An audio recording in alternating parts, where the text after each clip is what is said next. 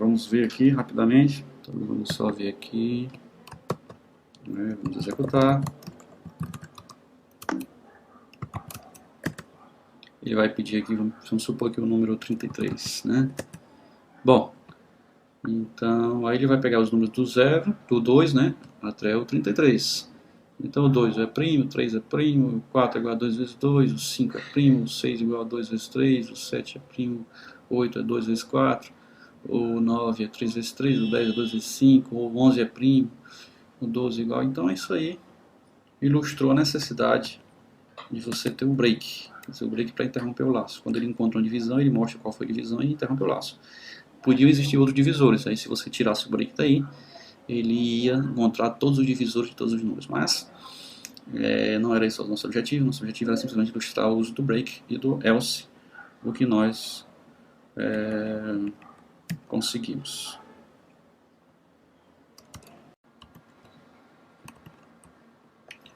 Vamos dar uma pausa aqui na nossa aula só para ver a questão da concatenação.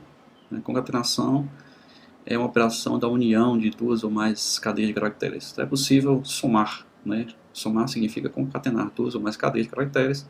Caso você tenha uma cadeia com nome igual a Paulo, por exemplo, cadeia com o sobrenome igual a Pereira, um espaço, que é um espaço em branco entre apóstrofos, né, ou aspas, você pode somar e você vai ver rapidamente, faça no Python, experimente, você vai ver qual é o valor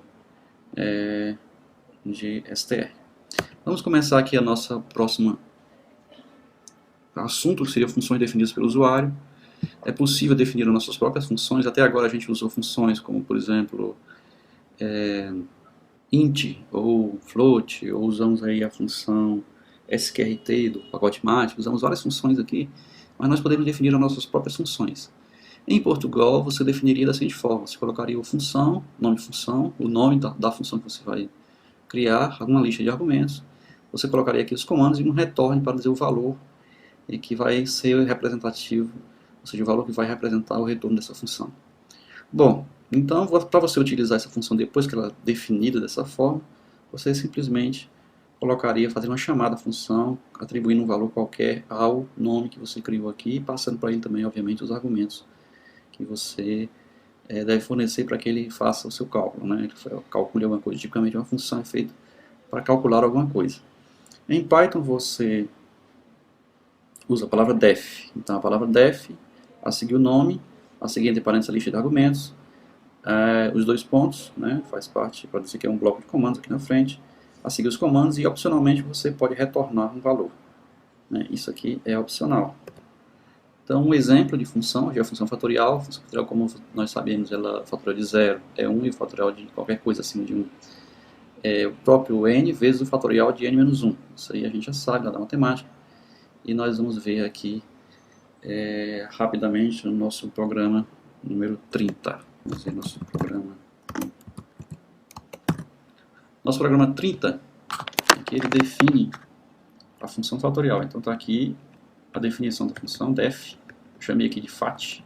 O argumento é n, é o valor que eu vou passar para a função, para que ela utilize esse valor para calcular o fatorial dele, né? E aí, com dois pontos, aqui tem um bloco de comandos que pertence à função. Então, o que eu vou fazer na função? Primeiro eu testo se o n é menor que 0. Se o n for menor que 0, eu retorno o quê? Vou retornar uma mensagem dizendo erro, não existe fatorial no negativo. Elif, se o n for igual a 0, eu retorno 1. O retorno da função é 1. Se não, nem é 0, nem é 1, é um número positivo maior do que 0. Eu atribuo a fat, é uma variável que eu criei agora. Esse fat aqui não tem nada a ver com esse fat aqui. Esse fat que eu criei aqui dentro é uma variável, que eu atribuí era o valor de n que eu recebi. E faço o i variar de 1 até n. Obviamente o n não é atingido pelo i, o i vai variar de 1 até o valor de fat menos 1. E para cada vez que ele muda de valor, ele vai fat, multiplica por fat vezes i. Essa aqui é a forma de calcular fatorial. Dentro de um laço, ele faz esse i para i igual a 1, ele faz o fat vezes 1, para i igual a 2, fat vezes 2, vezes 3, vezes 4, até vezes n menos 1. Dessa forma, o fat acumula o produto de todos os números de 1 até fat. Bom, e aqui o fim da nossa função. Acabou a função, está aí ela definida. Se eu quiser utilizá-la nos meus programas, aí é que eu vou começar agora. Primeiro, eu solicito do teclado um valor que eu vou colocar na variável x. Depois, eu chamo a função. Então a função está sendo chamada aqui, dentro de um print. Eu posso chamar dentro de um print, posso atribuir, posso dizer, fazer tipo, por exemplo, y igual fat de 10, sei lá, qualquer, eu posso usar à vontade nos meus programas. No nosso caso aqui, nós estamos simplesmente imprimindo o valor, então como eu não vou guardar esse valor, eu vou imprimir o valor de fat de x. É simples daí. Vamos executar para ver se funciona. Nosso programa 30, né?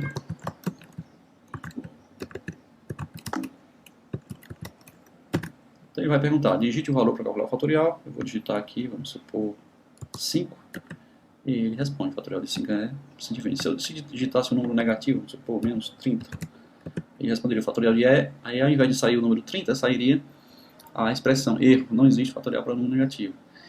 Né? Observem aqui uma coisa interessantíssima do Python. Aqui, em geral, as linguagens de programação elas têm que definir qual é o tipo de retorno.